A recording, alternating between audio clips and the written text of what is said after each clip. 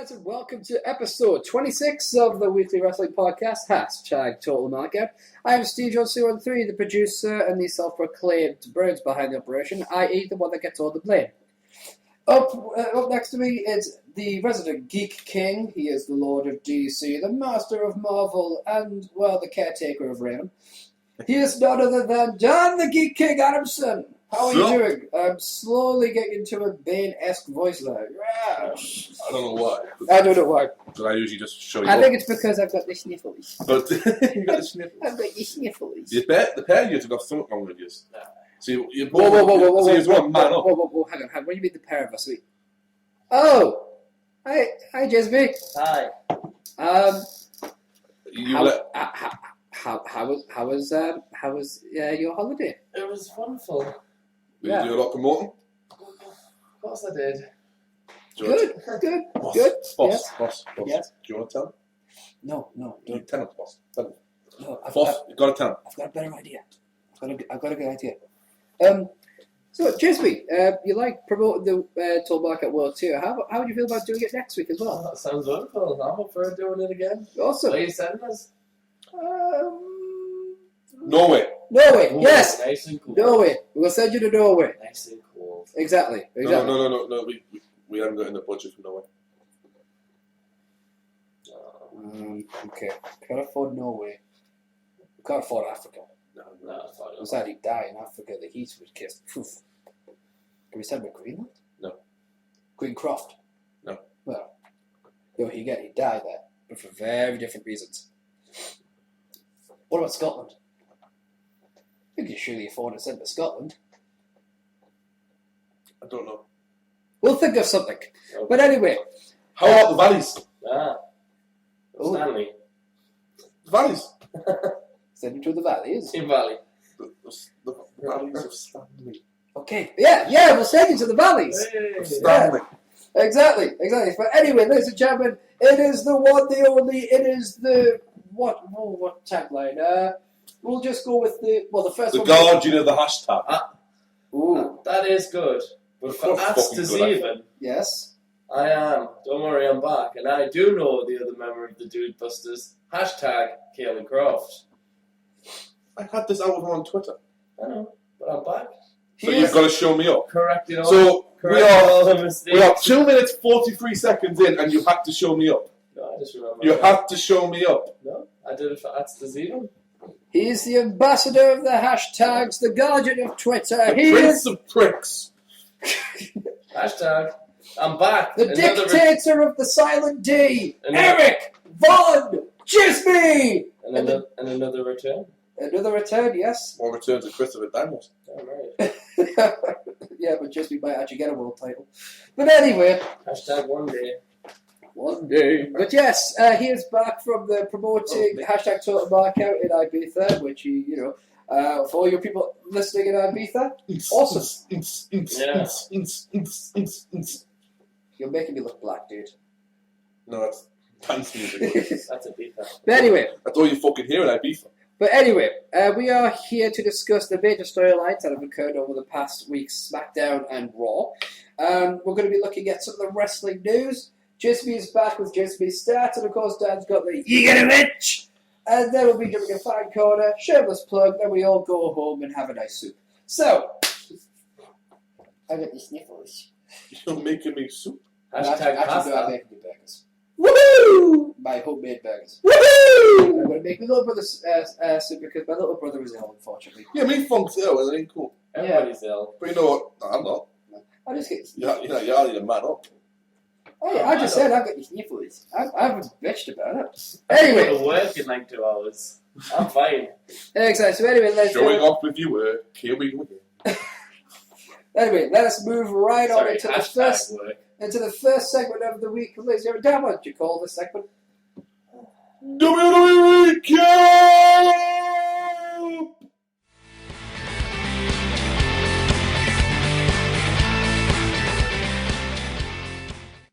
Those are getting longer. I know. I'm working on different variations as well. I see. So I think we should all start with last week's SmackDown. I talk about the storylines. Yeah, go ahead, boss. Start with SmackDown. I can't. I unfortunately didn't get to catch it. I was far too busy. Okay. Then, you know what happened, Djismie. Should we get into it? We should. Well, we started with some very familiar music. At least on this day I say clearly. You think you know me? Yeah. Edge. Grow your Looks a hair little bit weird with short hair, but the irony Freak. is he looks a lot better than Christian did when he cut his. And it suits him. I'm going to say it. I disagree with that. I'm going to say it. I think Christian should suit the short hair. Christian's hair's turning on him, he says so. Yeah, well, nature gets us all. Edge didn't come out to promote a TV show, even though Haven. even though the fact he is returning to Haven on Sci-Fi USA. Sorry. It'll be over here in about a year or so, or on Netflix in 6 months. If you can tune yourself to it, American Netflix. It'll probably be cancelled by then. No, it's actually not. It's quite a good show by then. It's actually All not the bad. good shows get cancelled. Exactly. And he's a decent actor, I'm going to say. Like I said, all the good shows get And cancelled. Alcatraz. this time, he didn't lose his edge. Boy. He didn't. Island of So Fall. Edge basically comes out. Comes out and... I thought it was the cutting edge at first. but he wonders what's happening with anger management. Oh god, no. So he asks how the devil's favourite demon starts hugging a boy who looks like a goat. Which brings Daniel Bryan out because he says that they were the tag team champions, and Daniel Bryan clearly states he got his, was it pronouns or nouns? I can't remember which word I'm looking for here. That because he is the tag team champions. Yes. And they get into a little yes, no, and then even to a point where Edge even turns around and goes, I can see why you guys do this to the fans, it's kind of fun. Yeah. He also stated that he was a 12-time tag team champion when he's really a 14-time tag team champion. Well, Maybe Vince took 2 off him. What? Because he was tag team champion with Benoit. Exactly! That's what I said, but no. So fuck you, you made a mistake. Learn your title history. I'm sure he's It's devastated in his mansion in Colorado. You should be. I'm sure he's listening to this right now and feeling, oh my god, I'm Just like, so bad. yeah, if I bitch about John Cena not knowing his title history, I can't not bitch about Edge. And I'm not sure knowing his he's title history. really upset with his mansion in Boston Well, and his mansion in Tampa. They should respect what they've been given or not if I get was them. rich, I wouldn't have a mansion. I'd just have a big house with a secret compartment. He has a big, well, technically, Edge's is a big house on the Rocky Mountains. And I nearly forgive him for saying 12 times because I thought, oh, he might be talking about his world tag titles, but then no, he pointed to the WWE tag title, so he was talking about them all combined. So Anyway. no. They get in an argument and Kane comes out. No. No, it does happen. Yeah, but I'm just saying no, so... Well, Kane does come out. Yeah, Kane comes out, but it doesn't mean I forgive Edge. I didn't say you had to. At what point did I say, anyway, you forgive him, let's move on? I said, anyway, No, you Kane comes Oh, out. you just moved on when he clearly made a mistake. Yes, he made a mistake. Yeah. Move on. Get the fuck over it! No. It's like the Attitude Era. It ain't happening again. Move the fuck on! And that's why I bitch. Dear. And that's King why comes out. he does. He does. And because himself is the tag team champion, they two get in an argument contest where Edge breaks it up and decides to remind the Devil's favourite demon of everything Edge has done to him. That's never good. Well, a small part of the history anyway. Yeah. Very good. He Colbert. stole his wife Yeah. from him. That's not good. He Yeah, see, Punk's Then he interrupted the wedding of Kane- said wife. Kane then interrupted Ott's ex-wife and tombstone a minister. Yeah. He kidnapped his father, And threw pizza on his head. threw a pizza at his head, forgetting to mention he kind of pushed him down some stairs. I was upstairs off the balcony. Off the balcony as well. But he's okay. But he's okay. He was alive. He's He was now in the freezer. So, and he reminds him of this, which Kane's reply is, I remember everything. What's great though is that when Edge snaps between the two, they both look at him and go, Dr. Shelby's got some really good anger controlment techniques, and Daniel Bryan's there, squeezes his hand together as if he's pushing a stress ball. Yeah. At which point Edge just has to walk away. Well, Kane's response to is, I remember all of that. And he goes, and I'm still the same man. And then tells him to hug it out. And they hug it out. Edge, the rated R superstar. and the devil's favourite demon, Kane, hug it out. And do you know who I was watching this with? Me old man. My old man has watched wrestling for as long as I have. This can't be good. My old man loves the Brothers of Destruction. Yes. Loves Kane, loves the dead man. To the point where if he could, he'd probably get to take a tattoo like I have. I would pay for it, Dad, but apparently you don't want one. As much as I keep saying, do you want to get a matching tattoo? But never mind. And he turns around and goes... Not going there. And he turns around and goes, they've just ruined Kane.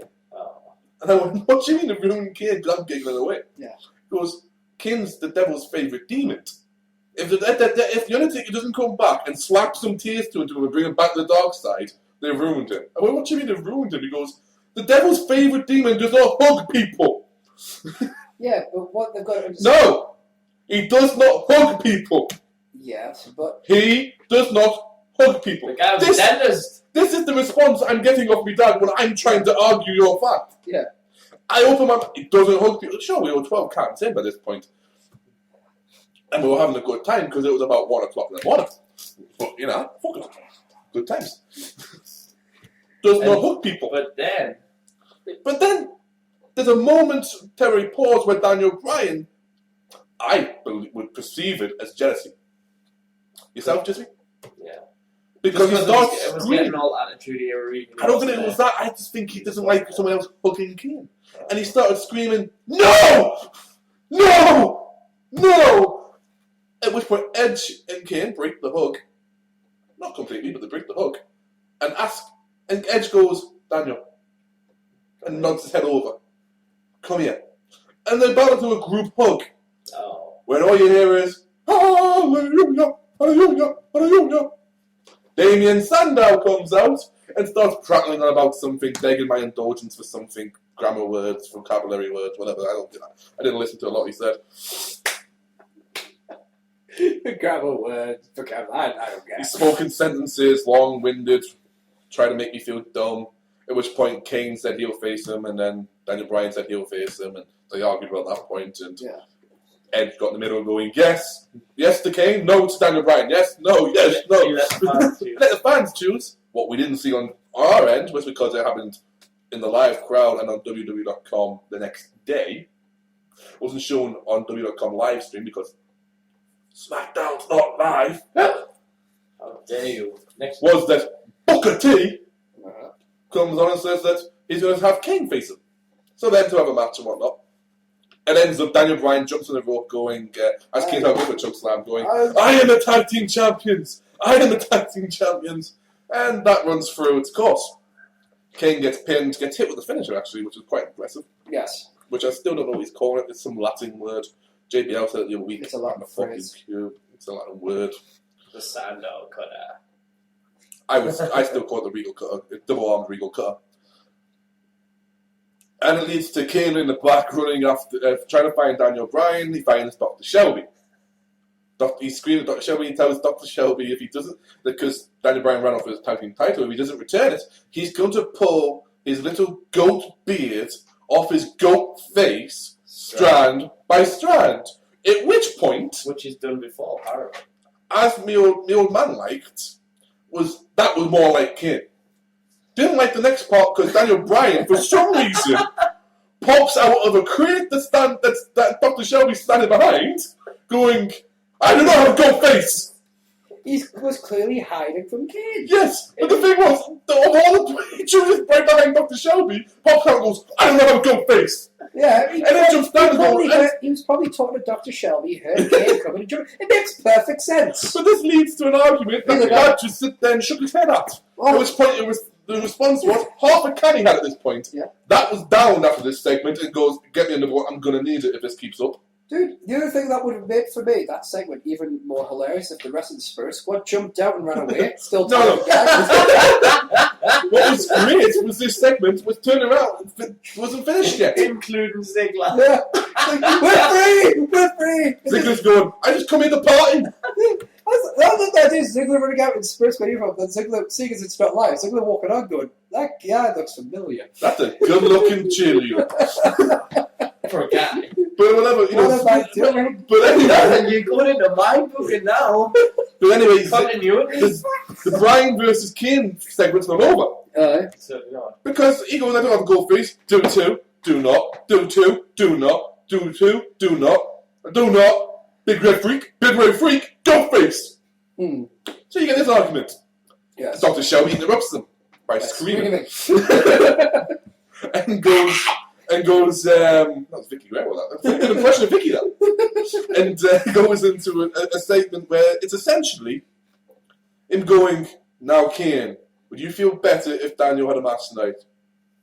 And return your tag title. Yes. And it's the fact that Kane's suddenly a little kid. Like, Yes. might help. Might help, yeah. And then then he goes, fine, I'll see what I can do with Booker T. And he gives his type out. And then he grabs it and whispers, I'm the tag team champions. And walks away. At which point Daniel Bryan does that. And all you hear of Dr. Shelby is, Daniel. And that's the end of that segment. To be continued. Yeah. We move on later in the night. For some reason, Cody Rhodes was chosen to be his opponent. Yeah. Good match. Good Well, opponent, I think we know why. It leads. We can obviously work it out when we lead into it. Yes. But I was remember thinking that's a random pairing. Yes. Fair enough. It So then to have a match. Yes. Sees a match. Just is about a lock in the no lock. So he doesn't quite lock. Doesn't even get his fingers clapped. Therefore, no reversal points. No finish points. But he does get a Kane appearance and pyro. Because Kane then costs him the tag team. Because he gets hit with the beautiful disaster. Boom! Right in the face down. He goes 1, 2, 3. Kane stands on the top of the ramp, laughing his back off. Pointing and laughing. So they get to the point, later on when they're arguing amongst each other. Cody and Damien Sandow are talking to each other. Cody looks really refreshed for just having a match. Yeah. With a glass bottle of water, and then two arguing, they say, used to prophetic and all this and more vocabulary words. And they get onto it and they go through it, and they go, well, we'll challenge you to a match now. Like tonight. So that sets up our main event apparently. Sandow and Rhodes walk different ways. Yeah. Scared. Because they kick off and say, we were better team than yours. Yeah, and who they scared of though, dude? Kane. It was Daniel Bryan. It was Kane. They were scared of Daniel Bryan. Scared Look at Daniel Bryan! They're scared of Dr. Shelby! I would be. I tell you, that guy, he is simply getting Kane on his side because he has a feud with The Undertaker. That's what it is. He does not like The Undertaker. That may be the one thing that gets me an old man to go, I like that guy. Yeah. He brings the dead man back. I say because Dr. Shelby, basically, I'm telling you now, it's going to tell you now, Dr. Shelby was a child psychiatrist who was working on Mark Calloway when he was a young boy. So, now, why did you do that to your brother? Because I want to. He burnt his office down just to show that he was the dead man. You don't fuck with the dead man. And Dr. Shelby's been plotting his revenge ever since. And this is his moment. He is going to get revenge against Undertaker. But then Undertaker's going to be like, fuck you, Dr. Shelby. You're getting very much at the bus again. Sorry, That'll be good. I'll take my medicine. However, I just hope it just doesn't disappear. It's not my fault. I've got the sniffles. At some point, I can see either Kane chokes on Daniel Bryan hitting, No. or him snapping and getting a different tag team. But what was hilarious is the fact that they're arguing it, and Kane goes, "Look at me, they're scared of me," and Daniel Bryan goes, "Look at me, they're scared of me," and I'm going, "Look at you. He's a 7 foot model. Daniel Bryan, you think you're the same size as him." In fairness, he does look like a lumberjack dwarf. That would scare the shit out of me. That's Grizzly Redwood. The Chikara Pro. Searching for people, you'll see he is a lumberjack. The thing about wrestling is, no matter how many metaphors I come up with, there is a gimmick for it. And you know what? I'll throw it on Tumblr actually to show you who Grizzly Redwood is. I'll put him next to Brody Lee. They were a tag team called the Roughnecks in Chikara. So, this led to a main event match. This led to a main event match where, for some reason, it looked as if it was a lumberjack match. It wasn't. Yeah. They just had the wrestlers out there scouting. Yeah, the Usos, the Gabriel and Kid. Was it Gabriel Kid? What do they call themselves? The International Airstrike. Is that what they call themselves? Apparently so. That's pretty cool. And then you had hashtag millions of dollars, hashtag those money-making scholars, those boys that bring in the eyes that swallow you, the young and Titus O'Neil, the prime time players. The irony there that they replaced Abraham Washington with a rape whistle. It's not a rape whistle. Could be. We know It what, could be, but it's What- not. How do you you know, know? sorry, which two superstars How do right you know now are the most pissed off with the primetime players? True story as well. Well, like legit. Legit pissed off. No. Chad Gaspard and JTG. Yeah. Stole the gimmick. That's what they're saying. What is that? So I'm just thinking. At no point do these two say they rob people. Or do they jump? No, wait, okay, I will admit, right? They're an African American tag team. Millions of deaths. Millions of I deaths. can see, yeah, money. Money, yeah. money. I Right. can see the similarities. No, I can see one similarity. Sorry, Yeah. two similarities. The African American tag team. Oh, and they talk about money. Yeah. But fair They don't rob people. They don't say, "Allow me to reintroduce myself. Yeah. My name is Batman," and then smack a fat Spider-Man in the gut. Yeah. They don't keep stealing stuff from Ron Simmons. Yeah. They didn't tell Eugene he was number one in the Rumble when he wasn't in the Royal Rumble. Yeah. Not yet. You know what's They didn't tell Super Crazy he was number 2 when he could buy a number 30 ticket. See, what I don't get. They didn't sell Rita's box. It's big, it's brown, you can fit your head in it, it's Rita's box.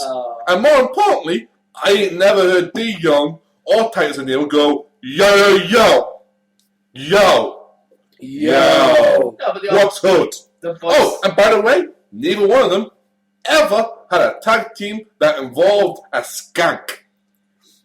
Although I'd also like to point out, by that logic of, yeah, they talk about money and all that. Well, if I crap time, you stole your gimmick of Ted DiBiase. Money Inc. I can see someone else. So basically, they're not denying that. so basically, Oh, yeah, was a derivative of. of course it was. It was, he got, Every wrestling storyline, right? it was It box. links. It all links from the day one. You Yeah. just got to find the connections. I like the fact that We have often. It's like we're treating gimmicks as like DC Marvel superhero origin stories now. It's Captain Marvel, you see. Yeah, so basically all gimmicks are like Green Lanterns. There's always been an original. So does that mean one day like Ted DiBiase is going to come back and like try to steal all the gimmicks? No, it means that one day WRC is going to see his gear. All right. Well, fair enough. You know. Oh, he won't. 'Cause That's an Adam Scott reference for anyone. yeah, but anyway, so what happened in this match then? Anything? Decent little tag team match. Daniel Bryan was used to tagging Kane. Kane was used to tagging Daniel Bryan. How it should They went for the fin. be. This is real tag team wrestling. They're both after both belts. They don't like each other. Real That- tag team wrestling. This is real tag They're team both wrestling. individuals. Yeah. And I really hope this comes down to one-on-one But needless for to both say, sets of tag titles. Needless to say, Both sets, it, let- both tag titles. it ended up with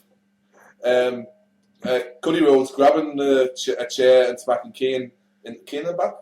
Who was Kane in the back? It was aye, and then Went for Kane. Daniel Bryan stopped him from going from again, laid him out, and then passed the chair over to Kane. Kane then fucking wellied Cody Rhodes. aye. Sandow then got wellied by Daniel Bryan, who went and got his own chair. Kane then went out the back when all the other tag teams realised they got chairs. We're fucking leaving. Yes. Couldn't escape. The Usos got thrown in. The PTB got thrown in, and then gave international incident. Strike. Sorry, incident's a different tag team. That was, I believe, that was Kozlov and Zeke at one point. They were called. That's what they were calling them for a couple of weeks. Right. ECW. Thank you. Regal's Round Table. I love that name. That's it. I have a cool story to tell you after the show. Actually, if we have time. Okay. But it led to that. They ran into the.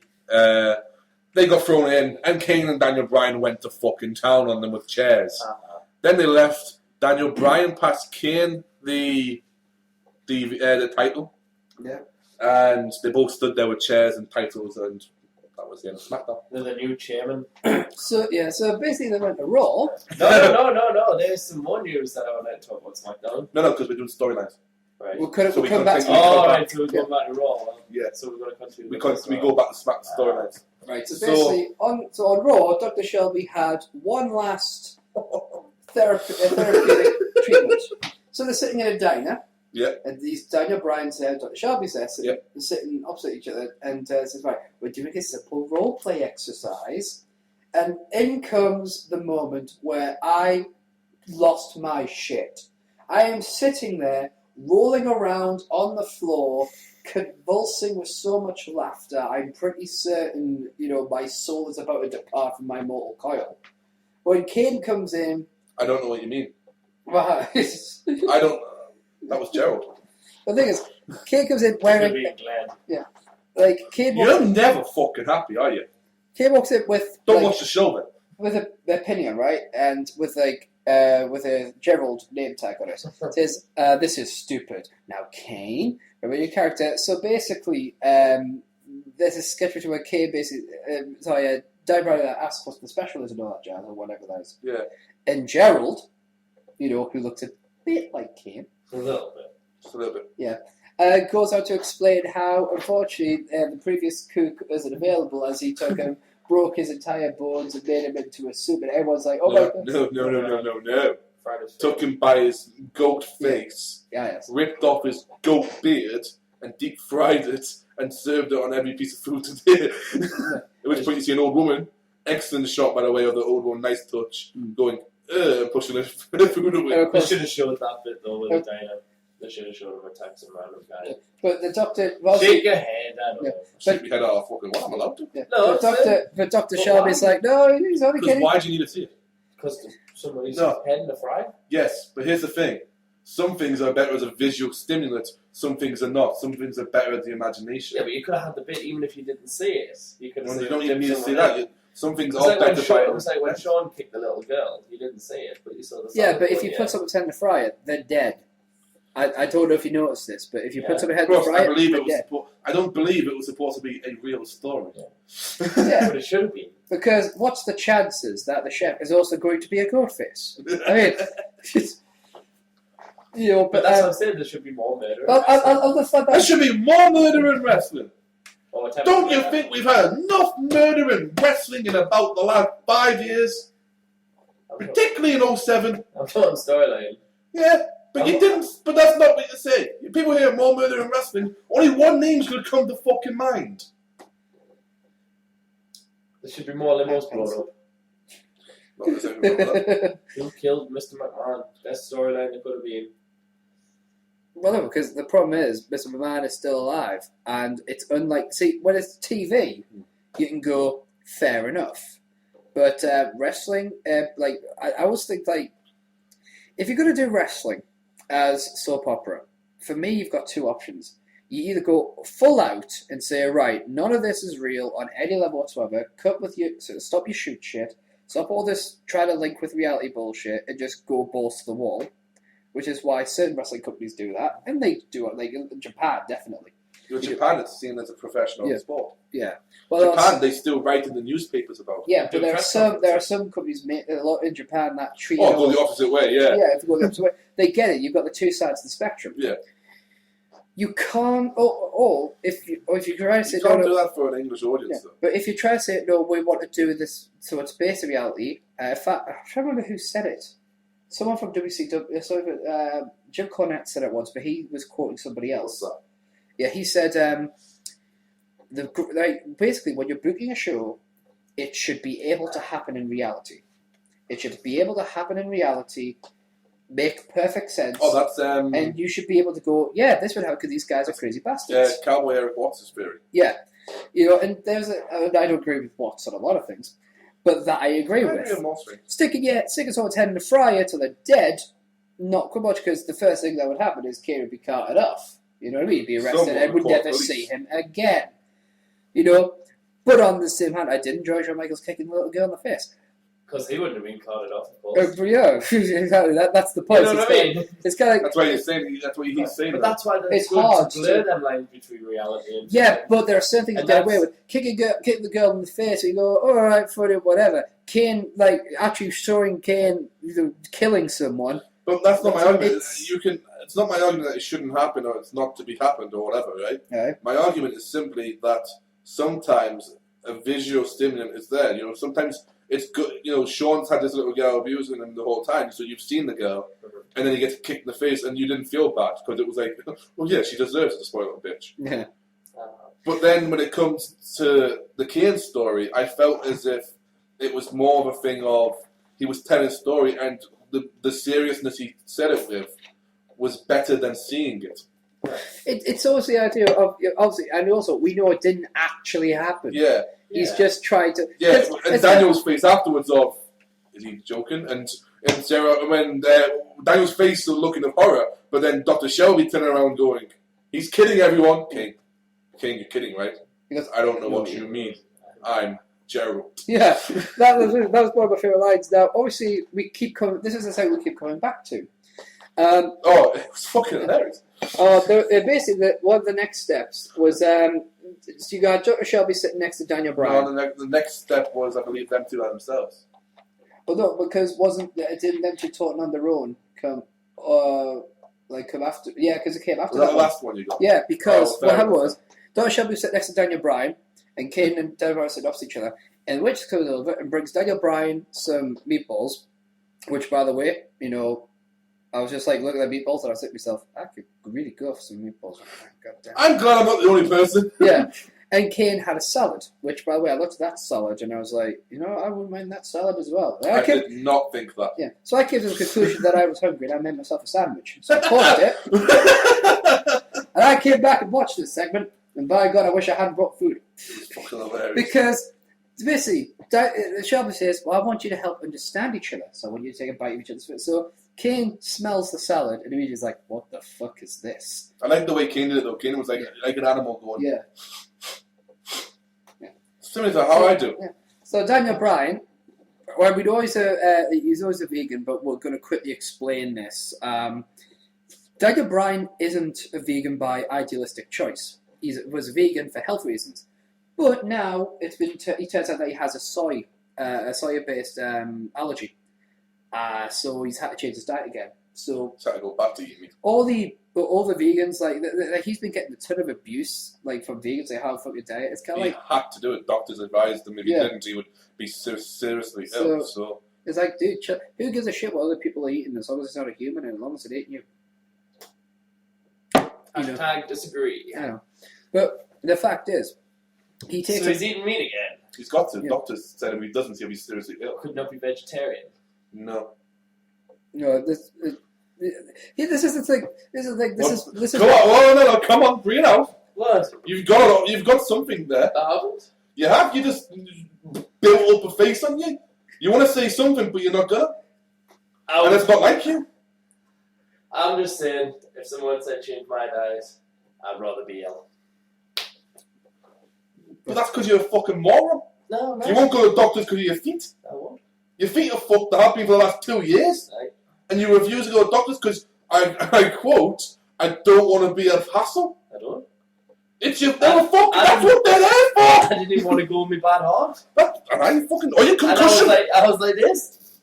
And they were like, no, we are taking it. The only reason you went for a concussion is because you didn't realise where the fuck you were going. But no. See, here's the thing. For me, if somebody says to me, yeah, you got to change your diet, I'm like, okay, let's first of all discuss this diet plan. Exactly what is it that I can't have? Okay, well, yeah, you can never have steak again, or any kind of beef-based product.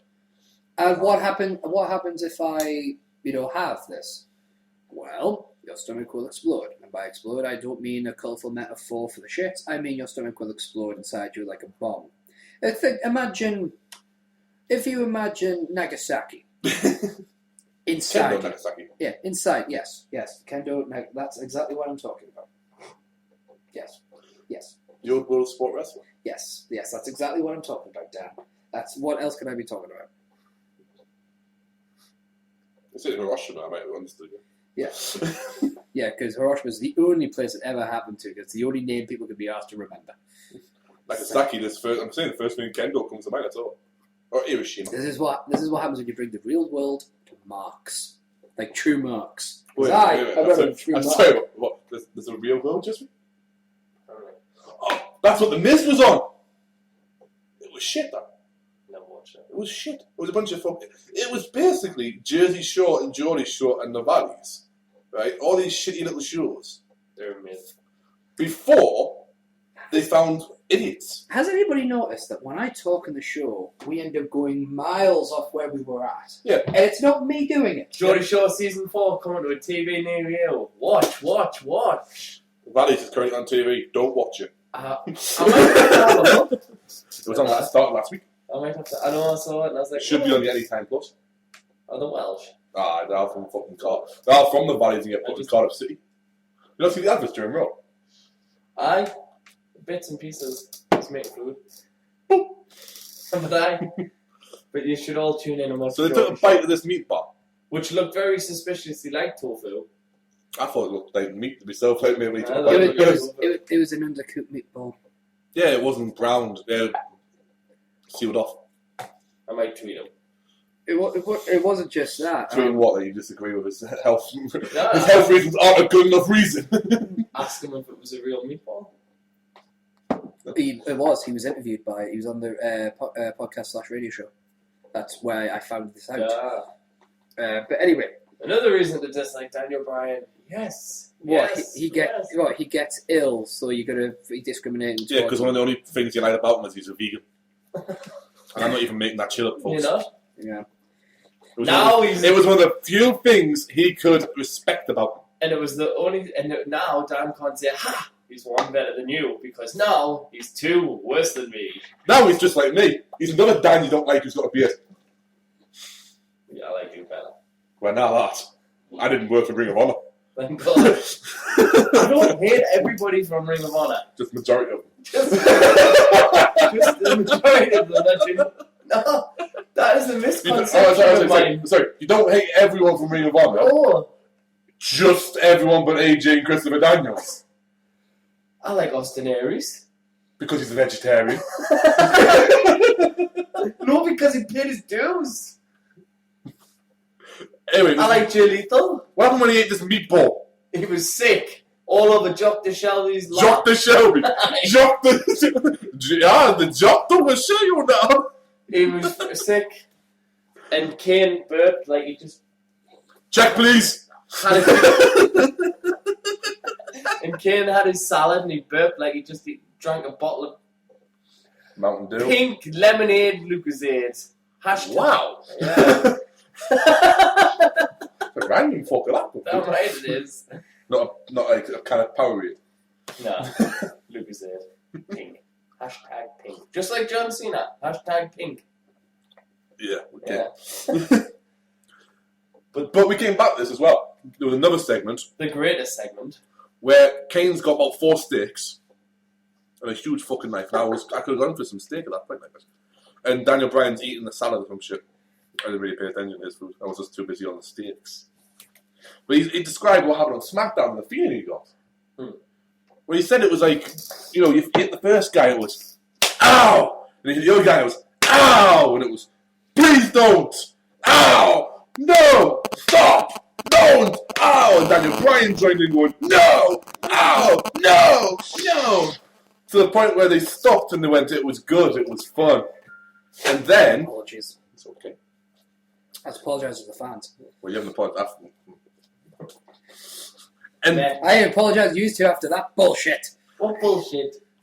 And then we got to the only person it could be when they pulled away. And he pulled Cameron pulled away, and hair first, like I was like, it's me, if you can recognise an 80-whatever-year-old woman by her hair, yeah, you've got serious sexual problems. Well, it was Mae Young. She's a doopia. Oh, he's a fucking doopia. She paid her dues back in the fucking 1700s. Right? And she still hasn't been rewarded. And she still hasn't had it. And she still hasn't just got in the ring and said, right, just kill me now. No, she should be given the Divas title. She should beat Eve. And become the oldest ever Divas champion. And that'll never be broken because no one will ever want to put... Exactly. You do realise that they can't actually do that, right? Why? Well, for starters, right, the liability and the insurance, from a pure business standpoint, Vince McMahon would have to pay a fortune for, and for starters, the building wouldn't allow it because their insurance would not cover a woman of that age get in the ring for a match. Did Mae Young have a match 2 years ago? No, she stood on the rampway, slapped her, and had 2 divas put her foot on Layla or Michelle McCool. I forget which one it was at this point. Is it an official match? Yes, but they didn't do it in the ring. No. They can't have an official match in the ring. Do you know, because of that reason, because of the 12-man tag, the 12-diva tag, where she nearly got pushed over by Beth. Yeah, which was only the insurance wouldn't cover it. That's why they can't do it. They had the match outside, so they could have a no false count anyway. Divas title match. Not anymore. With her foot. 2 years is a long time when it comes to insurance liabilities. Yeah. I'm sure they could get around it. He's Vince McMahon. The point is, no one would believe it, and people would go, only people like yourself would go, that's okay, and everybody else would be like, if every diva attacked Eve and braid her down, and then put Mae Young's foot on top of Eve, and 1, 2, 3, then Mae Young would be a legitimate Divas champion, could do a Bret Hart, what gets me about this? Is the fact you want Mae Young to win the the Divas Championship, right? You can win the World Championship. Whatever, right? You want her to win a Divas Championship, right? Yeah. Because it's Mae Young. Yeah. She's paid her dues. Yeah. Yet you have legitimate women wrestlers in the company like Beth Phoenix and Natalya, who have been Divas champion, who should rightfully still be and deserve to be the Divas champion. But you'd rather put an 87-year-old woman, something like that, over them. Give the woman a week of being a champion. That's but you want to do that. You want to say all your hard work and the group and the fact that you two can actually wrestle in this division, and you're going to put the title on someone else. Beth and Natalya really respect Mae Young. Oh, yeah, they love her. Yeah, so they're all for it. But that's not the point I'm making here. Yeah, I'd rather give it to them for a week.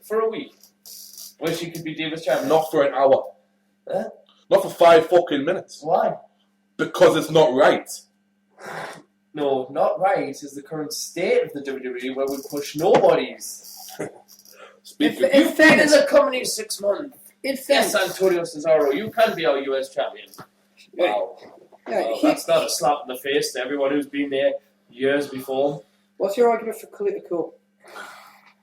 You know? You're arguing for Cleto other than the fact he beat Cena. I didn't like it. I don't agree with it, but he beat Cena. But I don't agree with the fact. Yeah. I don't agree with it at all. But you liked it. Only because it was John Cena, and I was like, anybody. But I didn't agree when I looked at it. When I looked at it, I didn't deserve it. Here's my problem, right? I did laugh. Yeah. Here's my problem. Part of what makes wrestling is that, to some extent, it mirrors reality. Art imitates reality, reality imitates art. To go by the famous Shawn Michaels quote. Sometimes when you get a boxing match, two guys will get in there, the guy's been the champion for ages, this is a newcomer, BANG, motherfucker! You're the new champion. How the fuck do you do that? Yeah. It happens. Most cases, I prefer it when a guy has worked his way up the top and got the title. Case in point, guys like Stone Cold Steve Austin, who, when I go back and look at his career, because again, you know when I came into it, he'd already had a belt by that point, something like that. A few title rounds. So I look back at how he got that title, and was like, alright, that's pretty cool. I see guys like Rey Mysterio, who I thought you just, in my opinion, got there. You know, but guys like Eddie Guerrero, I was like, yeah, duper, whatever. But then there are sometimes when I look at a title change that's happened like that, not necessarily duper, but I've gone, you know what, that's actually pretty cool, because the reality is sometimes it's not the person who deserves it that gets the belt. Sometimes the guy who deserves it is the one that never gets the belt. And it sucks. I mean, what's it, Peter O'Toole? Never got a fucking Oscar. Deserves one. One of the greatest character actors ever. Yeah, never fucking gets one. But he deserves one. But that's reality. It's a bitch and a half. Yes, wrestling is a place where you should. Sometimes dreams can come true, but sometimes dreams don't come true, and that's the ultimate sadness of it. You get. Look at the titles that could have been the title reigns that could have been when Hogan held it for 4 years. Roddy Piper. Roddy Piper should have been a world champion. Steve Roberts was told he couldn't have a match against Hogan again because there was too many people chatting DDT instead of Hulk. And that's a quote that Vince allowed to put on his DVD. Yeah. So if Vince said, and this was when Hogan was still good friends with the company. So, there's truth to that. Ted DiBiase was never an official world champion. Should have been. Mr. Perfect. Perfect. I mean, and what about Bret Hart though? Bret Hart won it in 1982 against Flair. Did he deserve it? Of Would you have given it? If you were in charge, what happened if he was given it maybe 2 years beforehand? What, 91? Yeah. Taker won it. Yeah, I'll take it then. A year in the company. Yeah. But this is my argument. It was what, 7 days? Mm-hmm. That's, you can accept kind of that. It's why these have long. It's like Randy Orton. Mm-hmm. 2 years in, a month title reign. Didn't get another title, world title, for 3 years. So they give him a taste, and then he paid more dues. It's these long title reigns. Bryan holding it from TLC to Mania. No. Sheamus. No. Fucking debuted what, June, July, won it in December. Held it to what? The Elimination Chamber? Yeah. Fuck off. I think the problem is when you've got something like, say, Money in the Bank. What about Goldust? See, Goldust, I never saw as like to do with say I the think top he champion material. got as high as I would have ever pushed him. Yeah. I mean, with Goldust, it got to the point for me, got that's 9. That's just, to me, if you wanted to give him the World Championship, you should have probably done it within a couple of months of his reign, but you put him in the Continental. So. Right, not including his WCW titles. I thought Booker T should have had way more titles in his time. He was, especially with the should have been WWE champion at least one time. He would have been a 2-time champion if I'd been booking him by now. A 2-time WWE champion, not world champion, WWE champion. Perfect title, of course, if they gave him the WWE title, would have been during the invasion.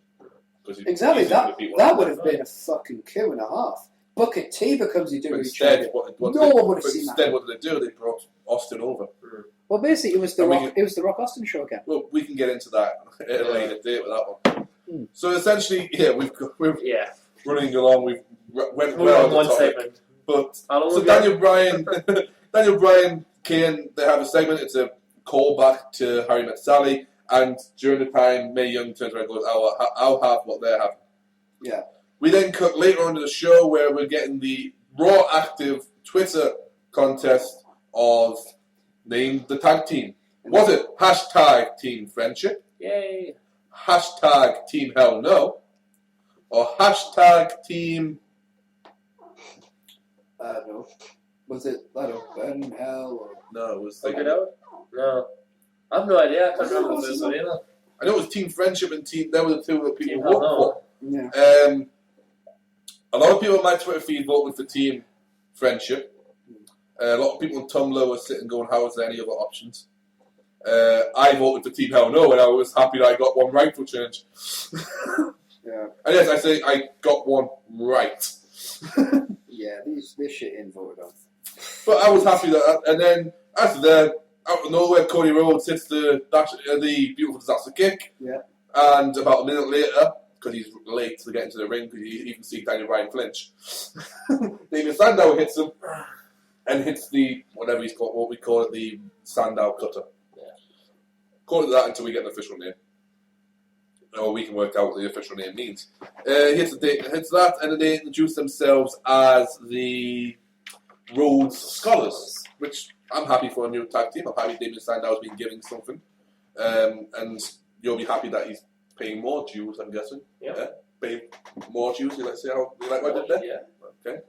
He likes his tag team wrestling. So he's got that. So that was pretty much the end of that segment. That's the end of the Daniel Bryan. Well, it looks like they're going to challenge for the tag titles at Hell in a Cell.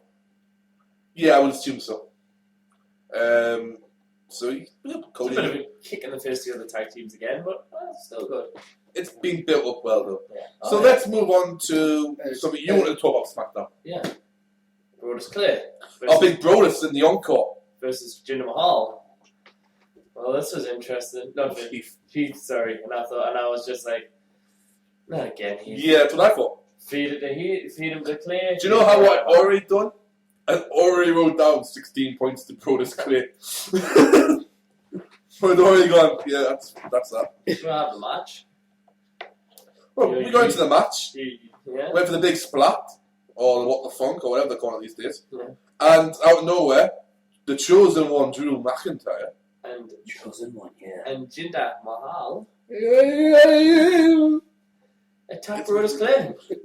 Attack him, and they hit the Future Shock, they hit the world's weirdest arms version of the Camel Clutch, and the whole Tiny Heath just stands there shouting abuse and. He's knackered. He's just had a match. Yeah, but still, I thought he's just one man. I thought he might have hit Sweetness. No, he's just one man. So they go through it and that, and one man, baby. And so they get through it, and Drew sends a text message afterwards, which is quite interesting. Text message? Text message, yeah. You don't get a text off? No. I got a text off. You got a text? Right. Oh, well, I got a text. I believe you put it on Twitter as well, right? No. All right. I mean, Drew, tight, man. It was number last time I was in Liverpool. Yeah, but it was tight as Leader's box. Even Dan's head could fit there. Oh! And my head's the same size as Albert's. Albert. I do not know this Albert you speak of. Mr. Train. or 8 and 3 apes. Yeah. And he basically said, we're sick and tired of the same song and dance. Mm-hmm. If you want something new, retweet this hashtag Encore, which I believe is what they call in the group. Yeah. Encore. Yeah. Which makes sense because Drew did put the rock and roll Satan fist hand up and started going rock and roll, baby, which was awesome because he's got the hair for headbanging. Let's put it that way. Yeah. Damn skippy hippie. Obviously you've got Heath, but where does Jinder fit on Encore? He pays for the pyrotechnics. No, it's part of the indie scene. You think the Bollywood music? Bang! It's Bollywood. So this should be good. So hopefully it'll lead to something. What Irony being, of course, on the Superstars that was taped beforehand, Drew McIntyre was a face and faced Jinder Mahal, who was a heel. It was all a ruse. Yeah, I go with that. But it was fun. It was a good match as well. What was more shocking? Drew won. Drew won, man. Cleanly. He had the finisher shot. 16 points. 16. See, Drew, he's my man. Doesn't text me but he gets me points. What do points mean? Jinder's my man. I'm most upset about that. Drew gives me his real number. Fucking Sheamus gives me a false one. The Irish fucking Fenian twat. Poor lip shits. Did you say, what is it? Irish fucking... Fenian. Fenian. I thought you said Athenian. No, Fenian. I was thinking, what, he traded with Wonder Woman? What the fuck? So, this didn't really lead to anything on Raw. Which was really disappointing. Yeah, Brodus came out. Yeah. Well, no, the good thing is they might make it like maybe SmackDown thing, so they might try and take over SmackDown. Well, Brodus have a match on Brodus' 10th time. Yeah. Ayo! Signing Goody! That makes me good. But no Sakamoto. Hashtag where's Sakamoto? Are you being beaten already? I got that retweeted quite a few times. Maybe it was a case of Sakamoto was on his way out. Tensai rushed past him anyway. Yeah. So he just went, I'll stay back here, get everything ready. Yeah. And then, he's watching the match. Yeah. And then during the match, they both go for finishes. They miss each other's finishes to make them look means they both look strong. Yeah. And then we hear some familiar... Well, it's a big show. Fucking music! See, for those playing the home game, on the Fantasy Wrestling League that we're doing, the Big Show was on Dan's team. Dan traded him for someone else. Silly man. As soon as Big Show came out, I was like, effective on the end of the show, I'm having Big Show on my team. I nearly traded him in before the show, and I thought, I'm going to keep Jinder and Justin for the main event. Because I knew he was back, because he did on a house show. He'd been on house shows the week beforehand as well. No, that was only one. Being on house shows the week beforehand, I'd read the reports. He's replacing John Cena and doing some work versus CM Punk as well, yeah. And it was along with the Jack Man. He's been doing a few because he was doing some without his goatee because he had shaved his goatee recently. That's how I was shocked you didn't keep him. No, because he'd done them last week when I read reports that he was there last week at them. And he didn't show up on any of the shows, so I thought, well, maybe he's just doing house shows and he's taking a bit of time off TV and I'd get his face a rest. Should read them dirt sheets down, return this week. Yeah, fuck. It's catch-up time, folks. So what happens is the old... I might finish third, if I'm lucky, by the end of the season. So what happens is we get 2 WMDs. Yeah. Or Tensai. Tensai gets the first one, though he doesn't get... I didn't get points for that because it was a disqualification. He's still mad at him for costing the match at WrestleMania 19. And then, of course, even though it was Nathan Jones and he should have been DQ'd, that's when the streak should have ended for us. Yeah, of course it should have. And wasn't he DQ?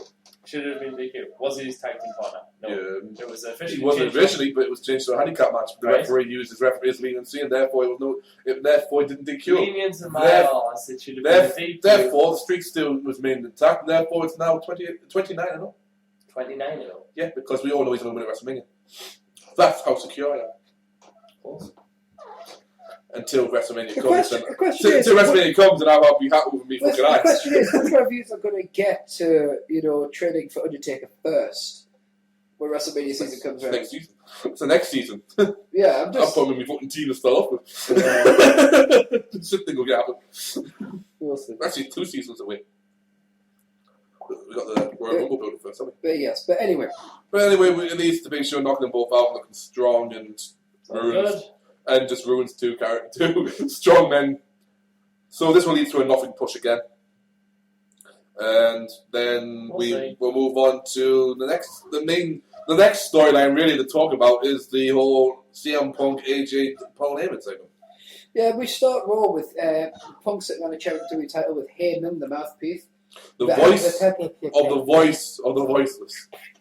Yes, the voice of the voice of the voiceless.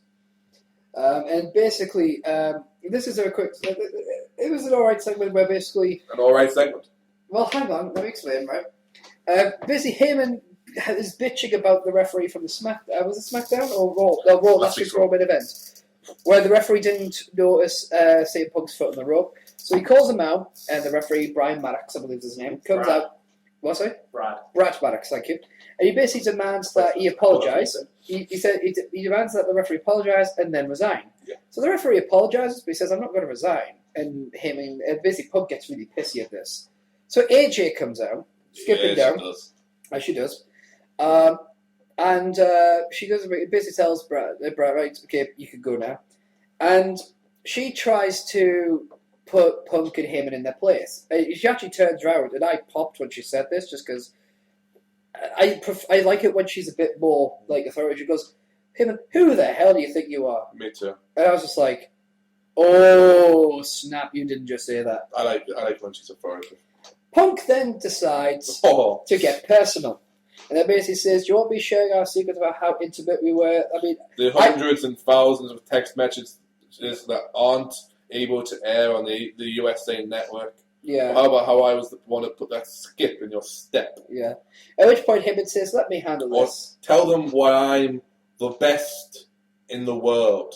And here's the thing, someone from IGN.com, I believe it's Eric, at Eric IGN on Twitter, I follow him, he's just one of the wrestling blogs, and he's a very big wrestling fan on the site, and he turned around and goes, ask WWE, you are not going to get anyone to boo CM Punk by telling him telling the world he slept with AJ.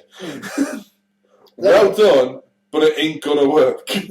Now, Heyman says, let me handle this. And he gets on one knee and proposes to AJ, saying they can become the most powerful couple, and that ranks off a few lists, including Triple H and Stephanie McMahon. AJ responds by slapping the taste out of his mouth. And if there's one thing Heyman's learned by this point, it's how to brace yourself for a smack in the face. Stephanie taught him that. Yes. But countless times we've seen it in the past of Steph. Yeah. I just seen calling home. No, love. Obviously, that's why I didn't enjoy it. Okay, I have one quick thing about mentioning Stephanie and slaps. WWE 13, you've already going to make me change a finishing move.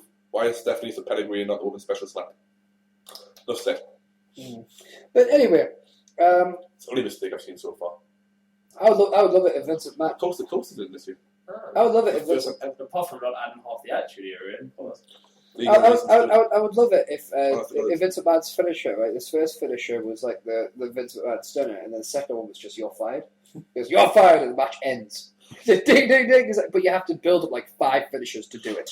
That was great, in the fact that he never did that in a match. Yeah. He's done other ways to cheat things and got like that, but to finish a match, he never simply went, "You're fired." And then he wins the match by default. You know what I mean? He just turned around. That would be heel. He's cheated other ways, but he never turned around once and went, "You're fired." But so basically, this leads to AJ in the back confronting Brad. Basically saying, if you ever embarrass me that again, I'll personally, you'll never work in this industry again. All right. All right. And then, of course, later on, she then gets all the referees in the office, and I said, just go out and do a good job. And after that Brad Maddox thing, when there was just the two of them, and the new referee, I believe you said he was a new referee. I don't know who he is. I don't know. But he turned around and she's got a little tear. And I'll admit, I sat there in the chair watching it going, don't cry. Because if Djismie can do a test to anything, I don't handle women who cry. I've heard the stories. Can't. They cry, I'm broken. But this will cheer you up. We learned that there was going to be WWE alumni. You know, at Ross, we all right, who's it going to be? We come back. There's a special guest. Yay! My head touched the ceiling before my arse left the sofa. It was just like, that's how quick it was, man. Light speed off my arse. I was like, I don't believe it, you're too short. Shut your face. You are. Mick Foley! Mick Foley comes out, you know. I'm right, he did. And he's like, you know, he's too good. It basically starts talking about CM Punk. And I'm thinking, oh fuck, here we go. Punk comes out, and he comes to Dresser, and I'm saying this out. There is not a man alive who will hold a candle to Mick Foley's mic skills. He's better than The Rock. He's better than Austin. The only guy who I would dare put up at the same pedestal is Roddy Piper, and that's because Roddy's getting a little bit past at this point. I think his Piper in his prime, and I don't think his mouth could keep up with his mind. I think you want to talk promos like that, it would go in my personal favourites. Piper's number 1, Foley number 2, Jericho number 3, the Dead Man in his best promos number 4, and then I would probably give you Jay the Snake Roberts number 5. There's some absolutely amazing promos between them 5. I know yourself would throw Rock and Austin Djismie. Probably Jericho being there as well for you. The thing You're going to give it to Warrior as well. For what Warrior was in the character, yeah, but not for best promos. I wouldn't put him there. You've got to look at the different stuff, man.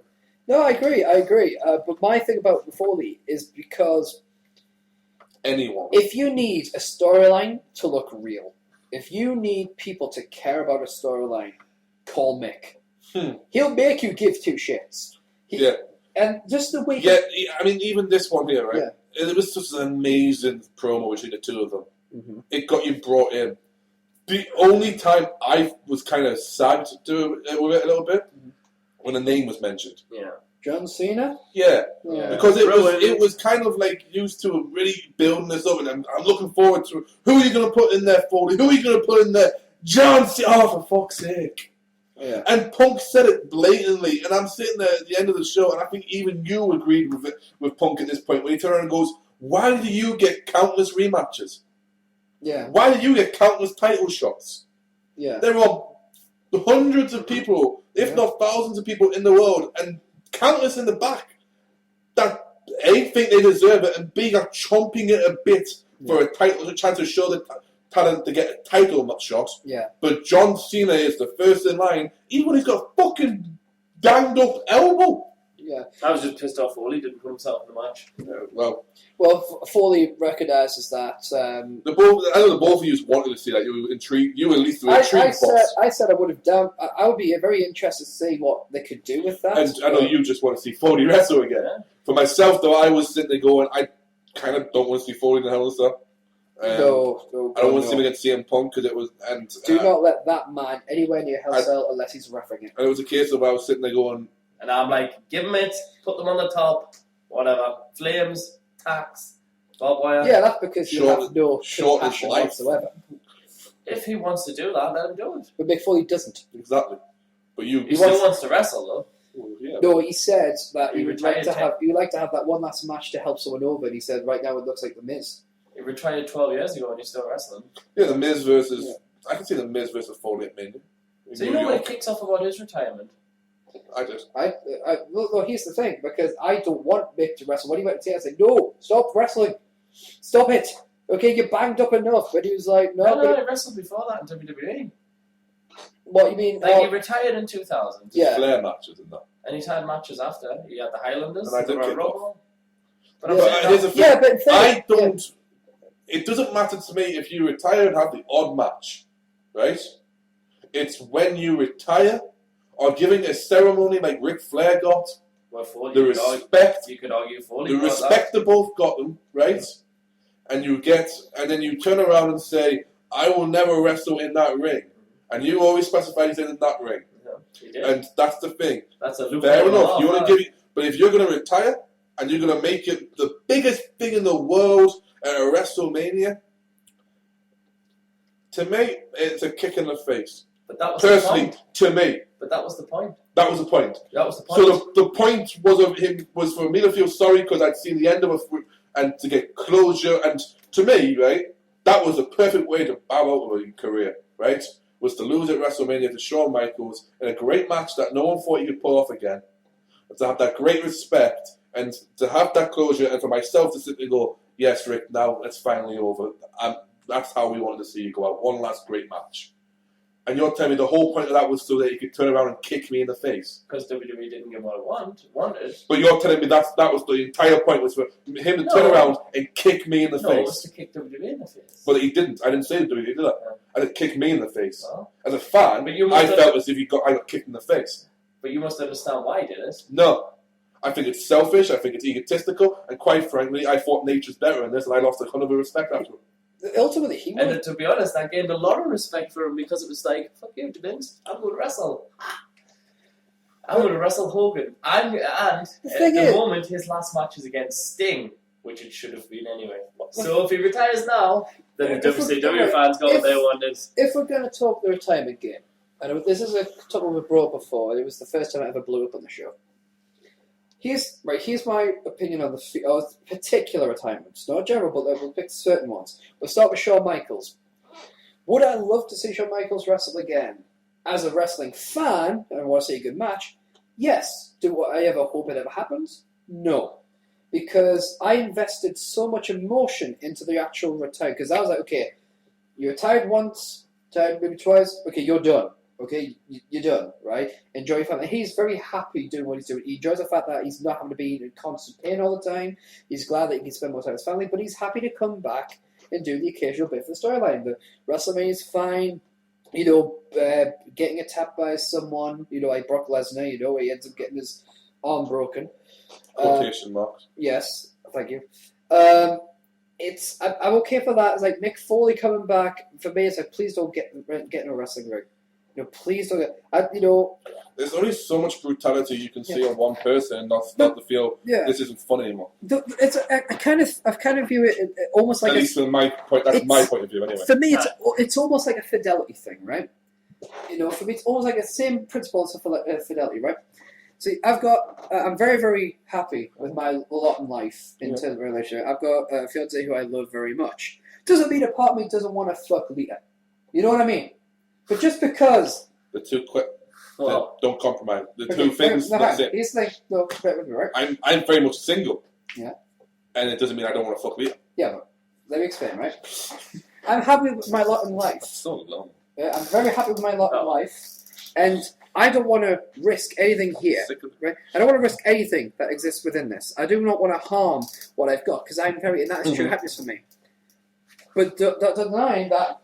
If I was, if circumstances were different, I wouldn't mind fucking Lita.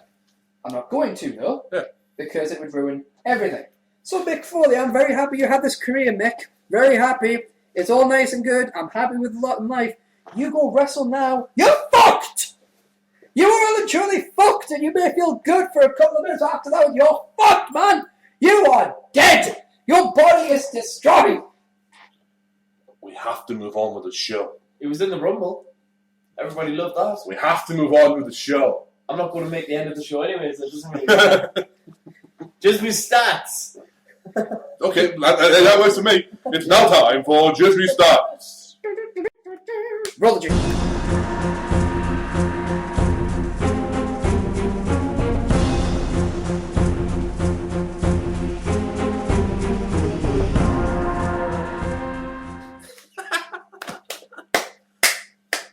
Djismie stats. That was an awesome jingle. Well, since I saw an interview with him yesterday, I went with John Morrison. Oh, cool. Yeah. He's a one-time ECW champion, Alright. a three-time Intercontinental champion, Yep. a one-time World Tag Team champion with The Miz, Runners. 4-time WWE Tag Team Champion, where he had one reign with The Miz. The Miz. And 3 reigns with Joey Mercury. That is World Tag Team and WWE Tag Team. I know. Anything else? 2-time Slammy Award winner, won for the best tag team in 2008. And he also had the best WWE.com exclusive show, Dirt Sheet, with The Miz. And he also was the joint winner of Tough Enough 3 with Matt Capitelli. Now there's a man who's never got a chance. Damn right. Hell of an athlete as well. Well, cancer kind of kicked us. And his first ever pay-per-view was Vengeance 2003 in the Ballroom Brawl, featuring the now Damien Sandow as the Easter Bunny. And that was Djismie Stats. Now time for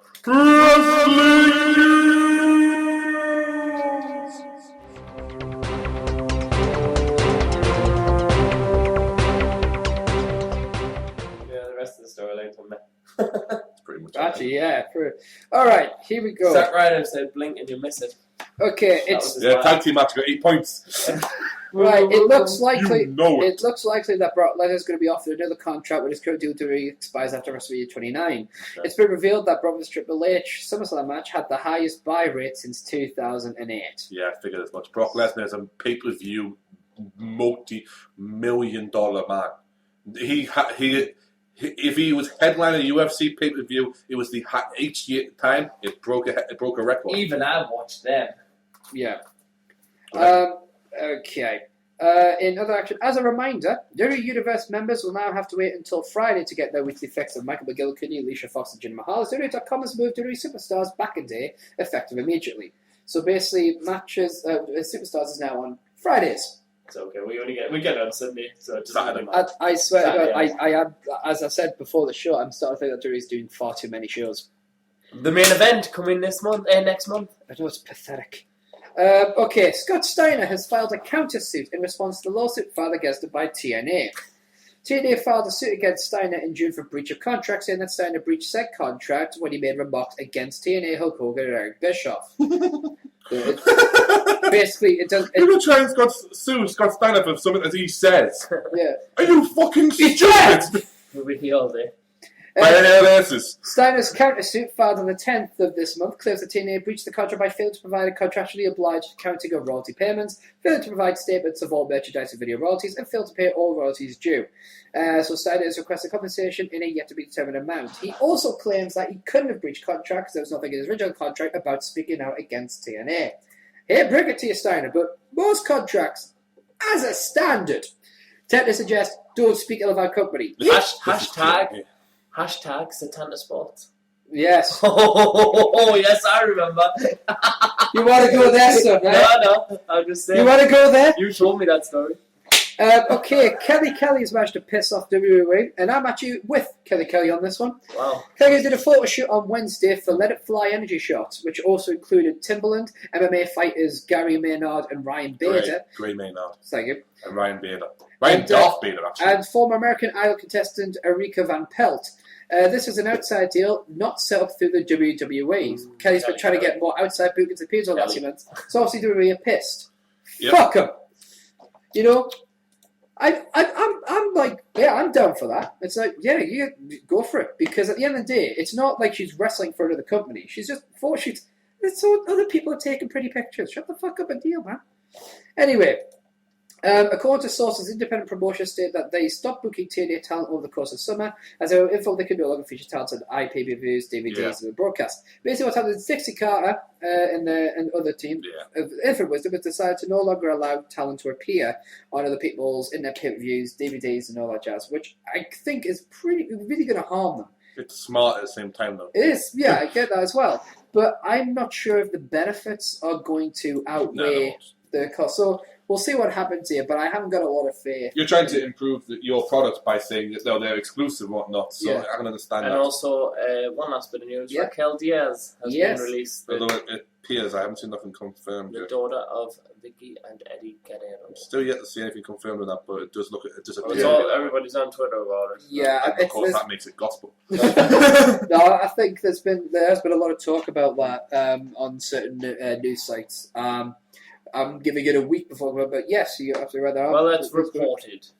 Yes, with a report. It's been reported. So yes. So with that influrry of facts and figures and news thrown at you, well, I think Djismie, also you have to leave in a bit. So why don't we quickly get to the fan corner questions that he wasn't able to answer last week? Not a problem.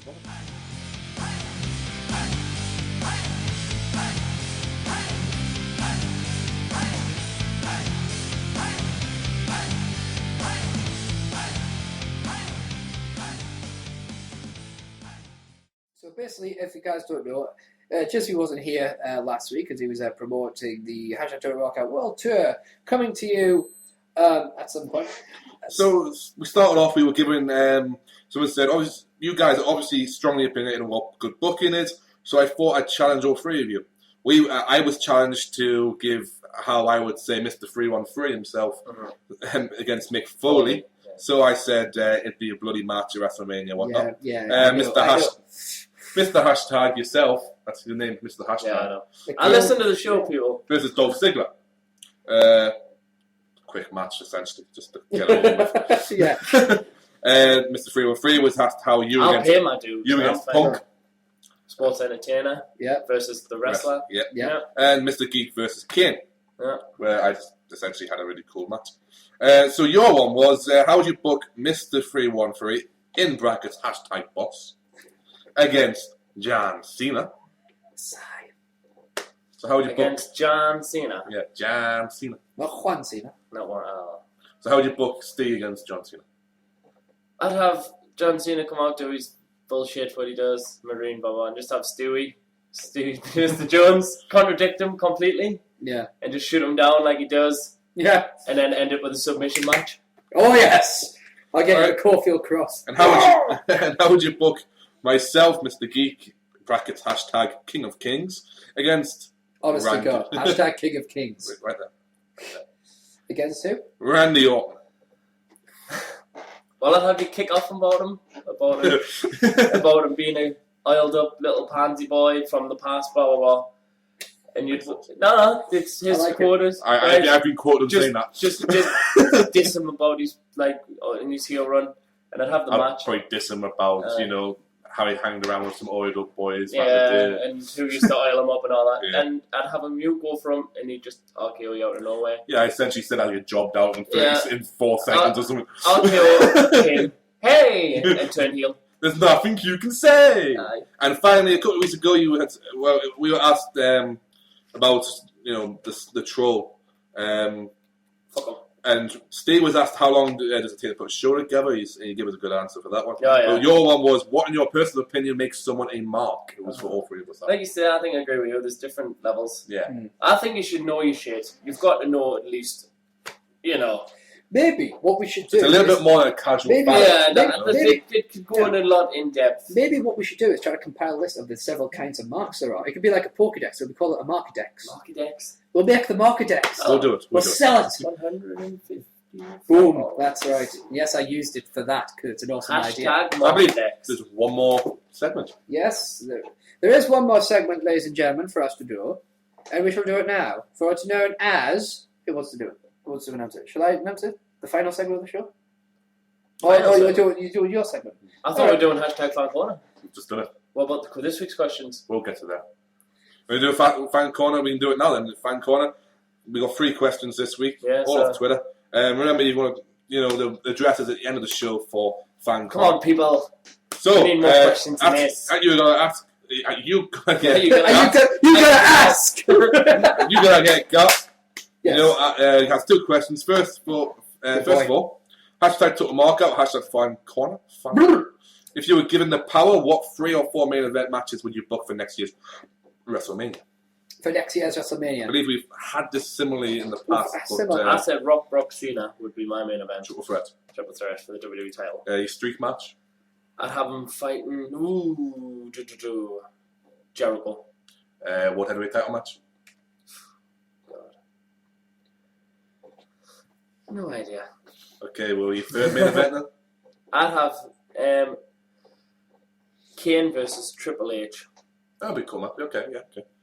Yourself, boss. Maybe we'll have that for the World Heavyweight title. I'm going to start with me WWE title. Okay.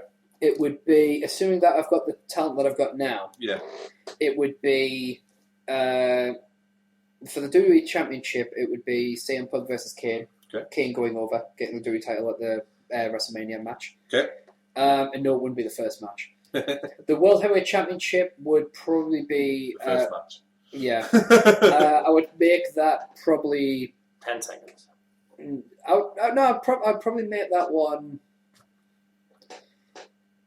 I'm just going through my talent here. Probably Christian versus. Probably something like Christian versus John Cena or something like that, and have Christian destroy him. Your streak match? That's easy for me. Undertaker versus Dolph Ziggler. Okay, streak fight. And you got anything goes. Would you have an extra match, an extra main event, or would that be your main three? Those are my three. Myself, I was going to do the exact same streak match. I think it could be. I think while I'd love to see Jericho, I'd put Jericho for 30. No. The year after, make it like the big one. 20. 3-0. Yeah. I'd have. Then I'd have because I just think Dolph would be amazing for a match. He could bounce around something rotten. Yeah. For the Dead Man. Yeah. My WWE title match, I would probably have Punk versus Rock. Because I'd just make that a rematch from the Royal Rumble. Because that's what the match I want to see at the Royal Rumble. All right. And then my World Heavyweight title match, Kane and Daniel Bryan for the World Heavyweight title match. Make it lead into leads into the main event title. All right. If I was gonna have a third or fourth, a standalone main event, the Game versus Brock, Triple H Brock, make that Hell in a Cell. All right. Last here again from you gotta get got Total Mark hashtag Fan Corner. Name an opinion of yours that would be considered an unpopular one. E.g., Russo is the best WCW champion. What was that? Sorry. Name an opinion of yours that would be considered an unpopular one. There should be less matches on your weekly TV programs, and it should be developed for backstage segments, in-ring promos, and crazy ass shit such as limos blowing up and digging up Katie Vick, because that's what Daniel Bryan should do. Dig up Katie Vick. Boss? An opinion I had that would be considered unpopular. No, that's too. Everyone would love that one. Hulk Hogan should get the fuck away from TNA and let other people get involved that could actually know what the fuck they're doing. I've been to my reasons many times.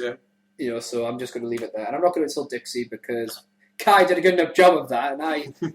You got a DM off that? Well, mine is essentially brings up that name again, Hulk Hogan. I've said this many times, and it's been given an unpopular hiss and really, and that is simply Hulk Hogan is the most overrated WWE champion in history. Right. Anna, seen as a true fan, beautiful. asks if you could manage a wrestler, who would it be and why? If I could manage any wrestler.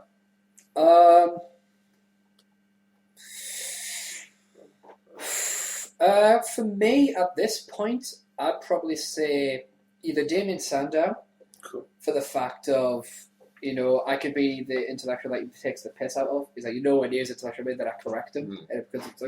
Or put me with Brodus Clay and just be obvious.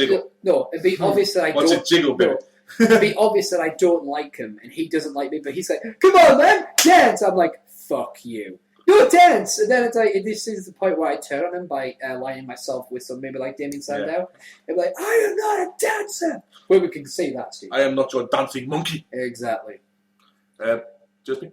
Hulk Hogan, Tin TNA, and fair enough. Train him back up. Do you have any other one other than Hogan? No. No, I was just asking now. I didn't know if you had just the one guy. Or just make him see the error of his ways and lead him to that TNA title. And on that, I think my man was that. I think this is my lift. And we're allowed to play this. Hello? So, yes. No bother. So, basically, those are the questions. I haven't answered. Oh, sorry. Yes, lead Hogan to see the error of his ways and bury the Roster. Because, there's nothing better than a good burial. Wait a minute, you hate that. No, anyway, but my, if I could manage anyone, it would probably be... I don't know. I mean, I'd probably see myself with Zack Ryder.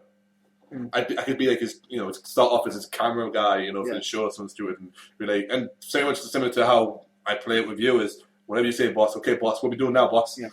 Be kind of that, Zack Ryder is this, he loves the attention, he wants people to love him, so he's very needy. Yeah. And I could see myself being like extra needy next to him, and it's to a point where Zack Ryder goes, wow, this is annoying, at which point someone goes, yeah, Zack, it is. Yeah. That sort of thing. If not that, I do see myself very much being a very good heel mouthpiece for Daniel Bryan. Yeah. I think I would work pretty well for Daniel Bryan. Yeah. So that's the questions for Fan Corner. All right. In which case, we'll tell you just how we can get all your questions, the best way of sending them, in our final segment of the show. No, you don't again. No, he's right. No, he's right. I have 4 people. No, people have sent in requests. No, he's right at the moment. Just let him hear him out. So, he needs to finish Fan Corner. We'll finish Fan Corner. And remember, folks, follow me at Eric Van Djismie. #. No. Shameless plug from me because I have to go now. Enjoy the rest of the show. Yeah, I was going to do the shameless plug because he's asked to leave. Yeah. But, I knew where he was going. I'll tell you what. I'm going to do a personal shameless plugging Djismie edition. Oh. You just did. I'll have another one. Yeah, I'm going to shameless plug the shameless plug if you want. Follow Djismie at Eric Von Djismie on Twitter. That is ErikVandJismie. Oh. Follow him because if he doesn't, he cries, and for every time he cries, we have to deal with him. You have to deal with him. I have the most followers. That's true. Who gives a fuck? Twitter. Other than you. Yeah. I'm still winning. Ladies and gentlemen, most tweets. that is the only place you can follow or contact Djismie. He's not on Facebook. He's not on Tumblr. So get him on Twitter. Damn right. So Djismie, you're packing off to head over to the Valleys to continue promoting the #Talk Markout tour. So I'll be back in 2 weeks' time. Yes. We'll hear about how you got on. Yeah, you will. Okay. Fun. So whilst we are sending him off, we're going to play the jingle for what will be the main event, I suppose, of this week's podcast. As it should be. Here's the jingle for You Gotta Watch!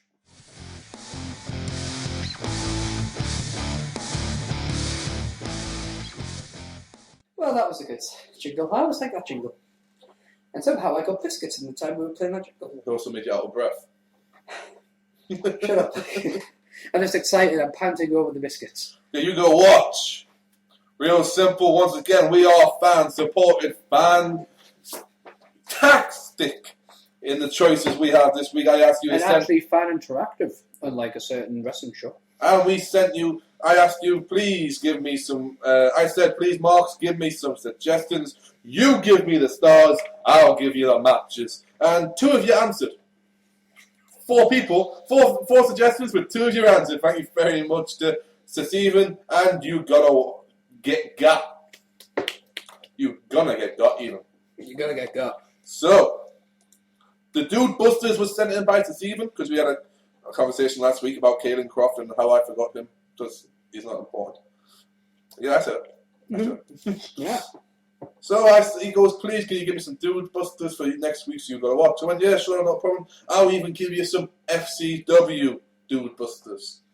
He pointed out that the tag team matches between Caelan Croft and Trent Beretta, the original Dude Busters, versus the Los Avieros in FCW for the tag team championships was some amazing matches, and it very much was. However, on here, this Dude Busters. There was 3 of you. There was Kurt Hawkins, Trent Beretta, and Caelan Croft. And I'm going to go for a match that involved an extra Dude Buster in Heath Slater as well.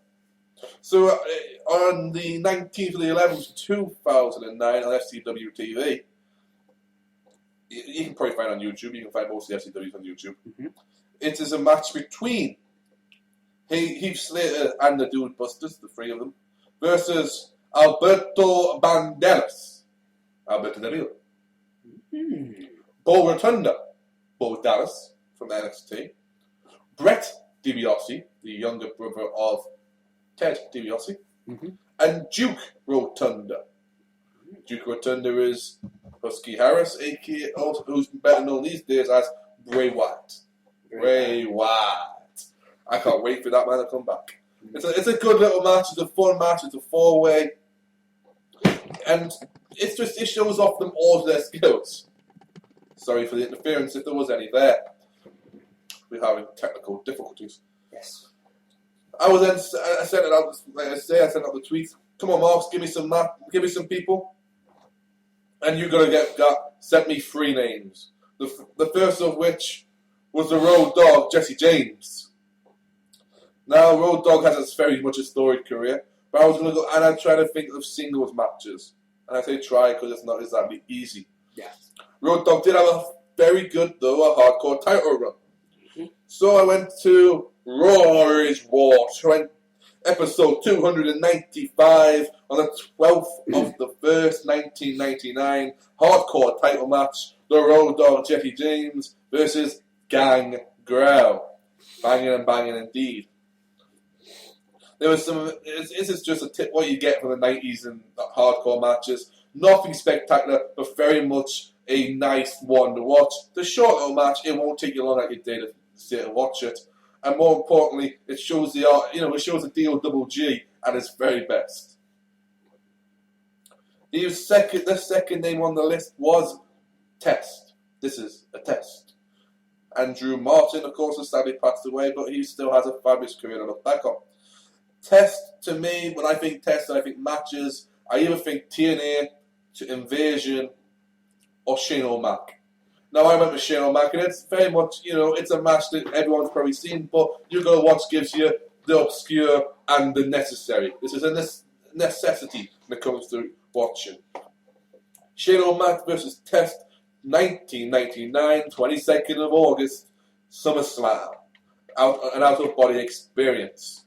This is Shane O'Mac versus Test in a love her or leave her match. Essentially, Test was fighting for the right to date Stephanie McMahon at the time, and Shane McMahon was fighting for the right to stop him from dating her because he didn't want his precious little sister going out and eventually marrying a wrestler. Wow, how times did change. Yes. We all know that finished off well. It's a great match, and it's also the introduction, I believe, of the Mean Street Posse. So, the last name on the list was a very good, a wrestler to me who was undervalued. Stevie Richards. Oh, yes. Head of a talent, head of a hand, head of a seller, and a head of a mic. He could talk as well. Problem being, he was in the wrong places at the wrong time, and he was usually followed by Raven. So, I went for Stevie when Stevie was really just establishing himself as a wrestler. Now, this isn't BWO. It's before that. This is before media. This is really the beginning of the Ravens' nest, the Ravens' flock. Mm-hmm. So this is Raven and Stevie Richards versus the Pitbulls, Pitbull 1 and Pitbull 2. Now, Pitbull 1 and 2 were famous for their manager at the time, Francine, the Queen of Extreme, and the head cheerleader eventually. The emphasis always on head. And I went to the 16th of November. I apologise for my list, I'm getting lazy. It's alright, I had that problem before. The 16th of September, 1995 in ECW, at ECW's Gangster Paradise, in a best 2 out of 3 falls dog collar match. Now, this is a double dog collar match, so that essentially means that everyone is tied to another wrestler. Raven is tied, I believe, to Pitbull 1, whereas Stevie Richards got the unfortunate effort of being tied to Pitbull 2, who was never in a happy mood. Yeah. This match has tables, has brutality, has blood, and it's extremely violent. And it's what else would you expect from an ECW pay-per-view, pre-pay-per-view? This is a super show put on video. You can find it, and if you're lucky enough to find it, pick it up. It's very extreme. It's extremely rare over this side of the world. It's probably extremely rare anywhere in the world, to be fair. But it really is. It's a fun match to watch. Raven is at Raven's best. It's just before he went for his world title run. Stevie is at best is at the lackey of Raven. That's what he was shown at being great as. But when he eventually became his own man, it didn't quite sit well with a lot of people because we're used to seeing him as a lackey. And the Pitbulls are violent, nasty, snorting, angry beasts. So it's always great fun. Mm. So there you go. Gangsters Paradise, ECW 1995, Raven and Stevie Richards versus the Pitbulls.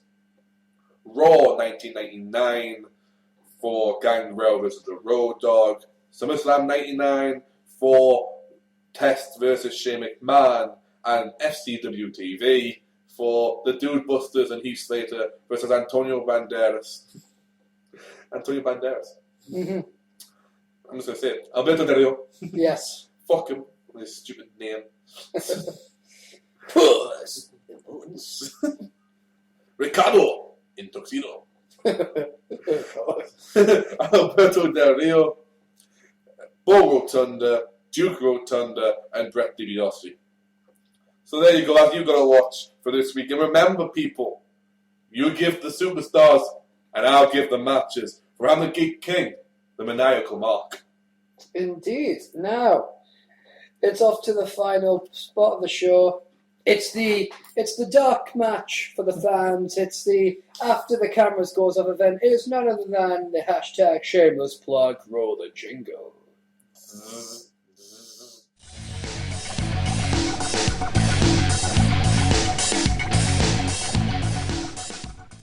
You can follow us on Facebook at facebook.com/TotalMarkout. Follow us on Tumblr, which is where you can send all of your questions, suggestions, complaints, and comments. TotalMarkout.tumblr.com. We post pictures, we post videos, we post episode guides, we post news, we post everything there. And if you go to that page and click on the Ask the Box something, you'll be able to ask any questions for hashtag Fan Corner.